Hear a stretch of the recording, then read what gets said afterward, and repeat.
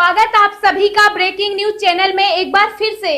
तो आइए जानते हैं देश दुनिया की तमाम बड़ी खबरों को।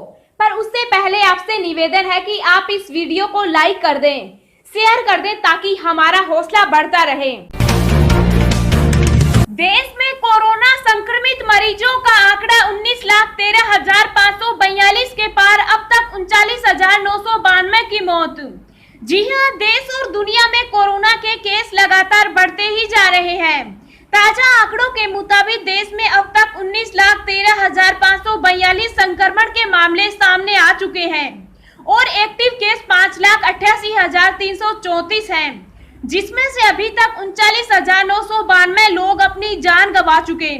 वहीं इसके बीच अच्छी खबर ये भी है कि अब तक 12,86,393 संक्रमित मरीज ठीक भी हो चुके। दुनिया भर में कोरोना वायरस की वजह से कुल 7,03,784 लोगों की जान जा चुकी है, जबकि वायरस से संक्रमित लोगों की संख्या 1,85,73,782 हो गई है। इनमें एक्टिव केस 60,91,407 हैं और खुशी की बात यह है कि अब तक 1,17,82,591 लोग ठीक हो चुके हैं। कड़े शब्दों में भारत की चीन को चेतावनी, कोई समझौता नहीं, जल्द से जल्द वापस बुलाए सेना।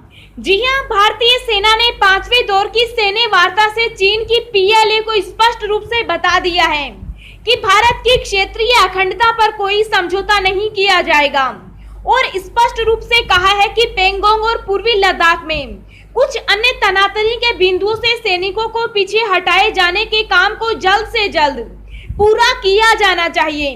दोनों सेनाओं के वरिष्ठ कमांडरों ने रविवार को वास्तविक नियंत्रण रेखा LAC की चीनी सीमा पर मोल्डो में एक पहले से निर्धारित बैठक बिंदु पर लगभग 11 घंटे तक गहन बातचीत की। घटनाक्रम से परिचित लोगों के अनुसार भारतीय प्रतिनिधिमंडल ने बहुत स्पष्ट रूप से और कड़ा रूप चीनी पक्ष को बताया कि पूर्वी लद्दाख के सभी क्षेत्रों में यथास्थिति की बहाली दोनों देशों के बीच अच्छे संबंधों के लिए महत्वपूर्ण है और बीजिंग को शेष सीमा बिंदुओं से अपने सैनिकों का पूरी तरह से पीछे हटाया जाना चाहिए। उन्होंने बताया कि भारतीय प्रतिनिधिमंडल ने स्पष्ट किया है कि भारतीय सेना देश की क्षेत्रीय अखंडता से कोई समझौता नहीं करेगी। दोस्तों, अगली खबर जानने से पहले आपसे एक रिक्वेस्ट है कि इस वीडियो को बनाने में मुझे बहुत ज्यादा मेहनत लगती है, तो इस मेहनत के लिए वीडियो को एक छोटा सा लाइक जरूर करें। दिल्ली के विकास चर्चा के लिए केंद्रीय मंत्री हरदीप पुरी से मिले केजरीवाल, कहा मिलकर करेंगे काम। जी हां, राष्ट्रीय राजधानी दिल्ली को विश्व का सबसे बेहतर शहर बनाने के सपने को पूरा करने के लिए मुख्यमंत्री अरविंद केजरीवाल ने कोशिशें तेज कर दी है। मुख्यमंत्री ने केंद्रीय शहरी विकास मंत्री हरदीप पुरी से मुलाकात की। इस मुलाकात के बाद मुख्यमंत्री ने ट्वीट कर कहा कि केंद्रीय शहरी विकास मंत्री के साथ दिल्ली की कई विकास परियोजनाओं को लेकर चर्चा हुई। उन्होंने लिखा कि केंद्रीय मंत्री ने भी साथ मिलकर काम करने में सहमति जताई है। मुख्यमंत्री ने इस मुलाकात को काफी लाभकारी बताया। मुख्यमंत्री के साथ दिल्ली के शहरी विकास मंत्री सत्येंद्र जैन भी मौजूद थे। दिल्ली सरकार के अधीन आने वाले ज्यादातर मामले केंद्रीय शहरी विकास मंत्रालय से ही ताल्लुक रखते हैं। सूत्र बताते हैं कि दोनों ने तय किया है कि दिल्ली के लोगों और दिल्ली के विकास के लिए मिलकर काम करेंगे। दोनों का सपना है कि दिल्ली देश की राजधानी के साथ दुनिया का सबसे बेहतरीन शहर बने, लोगों को और ज्यादा सुविधाएं पहुंचाने के लिए तथा दिल्ली को और सुंदर व अच्छा बनाने के लिए केंद्र के साथ मिलकर दिल्ली सरकार काम करेगी। बैठक के दौरान दिल्ली की जारी और पेंडिंग योजनाओं पर विचार किया गया। बैठक में दिल्ली के विकास से संबंधित कई मुद्दों पर चर्चा की गई। टिकटॉक के पास 15 सितंबर तक का वक्त, अमेरिकी कंपनी को नहीं बेचा तो लग सकता है बैन। जी हां, चीन के फेमस टिकटॉक ऐप के लिए भारत के बाद अब अमेरिका से बुरी खबर आई है। अमेरिका में भी चीनी ऐप टिकटॉक पर बैन का खतरा मंडरा रहा है। अमेरिका के राष्ट्रपति डोनाल्ड ट्रंप ने टिकटॉक को चेतावनी देते हुए कहा है कि अगर 15 सितंबर तक टिकटॉक अपना कारोबार किसी अमेरिकी कंपनी को नहीं बेचता है तो वहां उसे बैन किया जा सकता है। राष्ट्रपति डोनाल्ड ट्रंप इससे पहले भी कई बार टिकटॉक को बैन करने की बात कह चुके हैं। अमेरिकी राष्ट्रपति ने कई बार हाल ही के दिनों में मीडिया को संबोधित करते हुए कहा था कि वह अमेरिका में टिकटॉक को बैन करने पर विचार कर रहा है। कई मीडिया रिपोर्ट में दावा किया गया है कि दुनिया की सबसे बड़ी सॉफ्टवेयर कंपनी माइक्रोसॉफ्ट अमेरिका में टिकटॉक के कारोबार को खरीद सकती है।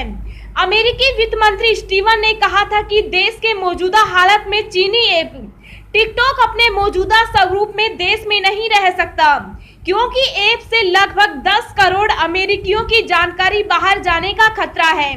2 दिन पहले ही अमेरिकी राष्ट्रपति डोनाल्ड ट्रंप ने व्हाइट हाउस में संवाददाताओं से कहा था कि वे टिकटॉक को प्रतिबंधित करने पर विचार कर रहे हैं। लद्दाख में चीन को जवाब देने के लिए भारत पूरी तरह से तैयार, आज इतने सैनिकों की हुई तैनाती। जी हां, लद्दाख में चीन को जवाब देने के लिए भारत पूरी तरह से तैयार हो गया है। इसके लिए भारत ने आज 15,000 से ज्यादा सैनिकों और कई हेवी टैंकों की तैनाती की है। बता दें कि चीन लगातार डीबीओ और देपसांग सेक्टर में सैनिकों की तैनाती करता रहा। इसके बाद भारत ने भी आज अपने सैनिकों की तैनाती की है। सूत्रों के मुताबिक लद्दाख के डीबीओ और देपसांग के विपरीत दिशा में चीन लगातार अपने सैनिकों को बढ़ा रहा है। अभी तक चीन ने इन स्थानों पर 17,000 सैनिकों की तैनाती की है। बता दें कि इन स्थानों पर चीन अप्रैल-मई से ही अपने सैनिकों की संख्या बढ़ा रहा है। इसके बाद खतरे की आशंका पर भारतीय सेना ने भी उन क्षेत्रों में अपने सैनिकों की तैनाती शुरू कर दी है। आज भारत ने इन क्षेत्रों में 15,000 से ज्यादा सैनिकों और टैंकों की तैनाती की है। बुजुर्गों को समय पर पेंशन दी जाए, वृद्धाश्रमों में लोगों को पीपीई और मास्क दें। जी हां, सुप्रीम कोर्ट ने कहा कि बुजुर्ग लोगों को समय पर पेंशन दी जानी चाहिए और कोविड-19 महामारी के दौरान देश भर में वृद्धाश्रमों में रहने वाले लोगों को पीपीई किट और सैनिटाइजर और मास्क प्रदान किए जाएं। शीर्ष अदालत ने कहा कि बुजुर्ग लोग परेशानियों का सामना कर रहे हैं और प्रशासन को इस बात के लिए कदम उठाने चाहिए कि जहां उन्हें जरूरत हो मदद पहुंचाई जाए।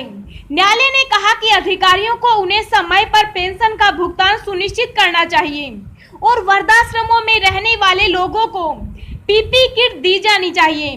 उन्होंने शीर्ष अदालत में कहा कि करोड़ों बुजुर्ग अकेले रहे हैं और इस बात के लिए उचित निर्देश दिए जाने चाहिए कि पात्र लोगों को समय पर पेंशन मिले। ऐसे मेल और मैसेज से हो जाए सावधान, नहीं तो खाली हो जाएगा आपका बैंक अकाउंट। जी हां, पूरा देश इस समय कोविड-19 महामारी से परेशान है। ऐसे में ठग आपकी मजबूरियों का फायदा उठा रहे हैं। अगर आपको कोई ऐसा मैसेज या मेल आता है जिसमें कहा गया हो कि आपको फ्री में कोरोना टेस्ट किया जाएगा, तो ऐसे मैसेज के झांसे में न आए। खाली हो सकता है आपका अकाउंट।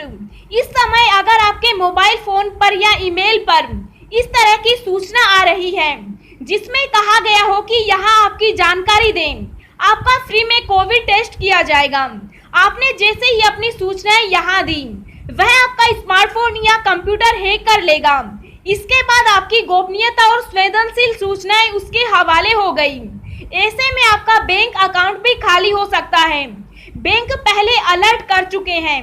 भारतीय बैंक तो पहले ही इस बारे में अपने ग्राहक को अलर्ट कर चुके हैं। अब विदेशी बैंक भी अपने कस्टमर्स को इसको लेकर आगाह कर रहे हैं। सिटी बैंक भी अपने ग्राहकों को इस बारे में संदेश भेज रहे हैं। सरकार तो पहले ही इसके बारे में अलर्ट कर चुकी है। महंगे फोन बहुत सस्ते में बेचने की तैयारी जाने कब से। जी हां, दिग्गज e commerce company Amazon prime members के लिए स्पेशल सेल की तारीख नजदीक आ रही है। अगर आप अपग्रेड या फिर बजट स्मार्टफोन खरीदने का विचार कर रहे हैं तो प्राइम डे 2020 के दौरान ग्राहकों को शानदार डील्स मिलेगी। आप लोगों की जानकारी के लिए बता दें कि 6 अगस्त से शुरू होने वाली ये अमेजन सेल अगले दिन यानी 7 अगस्त तक लाइव रहेगी। प्राइम डे सेल 6 व 7 अगस्त को आयोजित होने जा रही है। इस दौरान अमेजन प्राइम मेंबर्स को 2 दिन शॉपिंग पर आकर्षक ऑफर मिलेंगे, जिससे वे सस्ते में खरीदारी कर सकते हैं। कोरोना काल में रेलवे ने एक और रिकॉर्ड बनाया, जुलाई में बना डाले इतने इलेक्ट्रिक रेल इंजन। जी हां, कोरोना वायरस महामारी के दौरान भारतीय रेलवे ने इलेक्ट्रिक रेल इंजन बनाने का नया रिकॉर्ड बना डाला। भारतीय रेलवे की प्रोडक्शन यूनिट CLW ने जुलाई महीने में 31 इलेक्ट्रिक रेल इंजन बनाए हैं। कोरोना महामारी की परिस्थितियों में इंजनों का रिकॉर्ड उत्पादन भारतीय रेल के लिए एक मील का पत्थर है। रेलवे मंत्रालय ने ट्विटर पर ट्वीट कर इस उपलब्धि के बारे में बताया है। कोरोना संबंधित में प्रतिबंधों के बावजूद रेलवे ने इस वित्त वर्ष में कुल 62 इलेक्ट्रिक इंजन बनाए हैं। ट्रंप ने H-1B वीजा धारकों को दिया बड़ा झटका, अब विदेशी कामगारों को नहीं रख सकेंगी एजेंसियां। जी हां, अमेरिका में नौकरी की चाह रखने वाले भारतीय IT पेशेवरों को राष्ट्रपति डोनाल्ड ट्रंप ने बड़ा झटका दिया है। ट्रंप ने एक कार्यकारी आदेश पर हस्ताक्षर किए हैं, जिसके तहत अब अमेरिका की सरकारी एजेंसियां H-1B वीजा धारकों को नौकरी पर नहीं रख सकेगी।